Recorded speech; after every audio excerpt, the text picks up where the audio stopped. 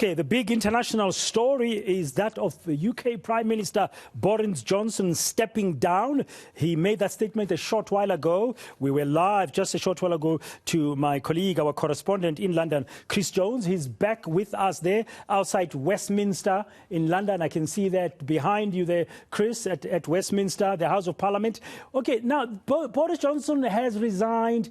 He's announced he's going away, but there's still a process, as you were saying, that the Conservative Party still has to elect a leader, but there might be pressure for things to move faster than that. How likely is that? Well, that's absolutely correct. As we say, Boris Johnson has now stepped down from his role as Prime Minister, but he's going to stay on as a caretaker Prime Minister until the next Prime Minister and leader of the Conservative Party is put forward. The timetable for how that will transpire is going to be announced next week. That's what he said in his speech outside of 10 Downing Street around about 20 minutes ago. And the vote for the next leader is expected to be in August, when the Conservative Party will meet and discuss various policies. But of course now, who will step up and who will be the next leader of the Conservative Party and the next Prime Minister? But as we say, there is a lot of pressure still on Boris Johnson. He says he's going to stay in as caretaker, but there are many who just simply don't want that to happen. And there's none more than the leader of the opposition party, Labour opposition party, Sir Keir Starmer. He says that the Conservative Party simply cannot keep Boris Johnson in number 10 for any longer than he needs to be.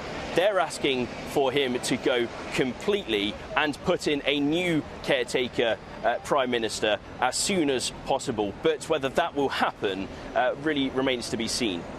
Yeah, just recap for our viewers here on eNCA this afternoon. What finally led to Boris Johnson's downfall as Prime Minister?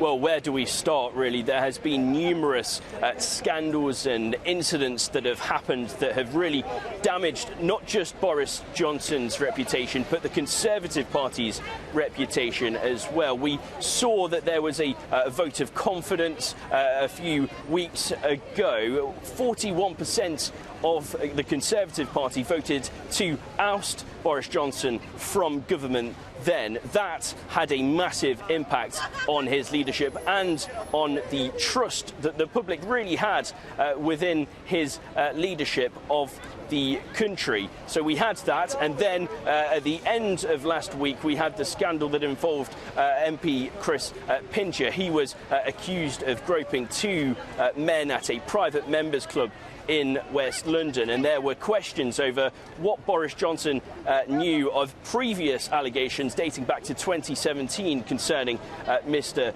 Pincher. At first, Mr. Johnson said that he didn't know of any specific allegations, and then the line changed. The line changed to he basically forgot and was reminded. And so there were plenty of questions around then. And then at the back end a few days ago, we saw the resignation of the Chancellor of the Exchequer, Rishi Sunak, and the Health Secretary Sajid Javid. And these were two massive losses and really started a domino effect. And now we have around 50 members of Parliament and ministers that have resigned from their position in government, and it seems that that pressure has built up and it's just simply become too much. Yeah, and let's not forget the so-called partygate of the parties that are taking place in 10 Downing Street during the COVID-19 lockdown. I said everything just piled up. Very briefly, Chris, as we conclude this crossing to you now in London, who is likely to be his successor? Is there any word at all? I've seen some media already, globally and here in South Africa,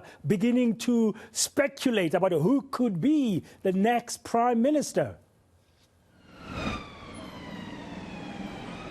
Yeah, well, as you say there, anything we say now is purely speculation, really. As we say, Prime Minister Boris Johnson will remain as that caretaker Prime Minister for the moment. That's what he says he wants to do anyway. He will remain there until a new leader is selected. The next choice, of course, Deputy Prime Minister, is Dominic Raab. He will perhaps be in the running, and there are various other Conservative ministers that could also run for election? The answer is we just simply don't know who will run just yet. But when they do, it will be a very interesting race, and will remain to really see the time frame in which they will be appointed to that role, because it could well still be before August. But that is the planned date for the moment.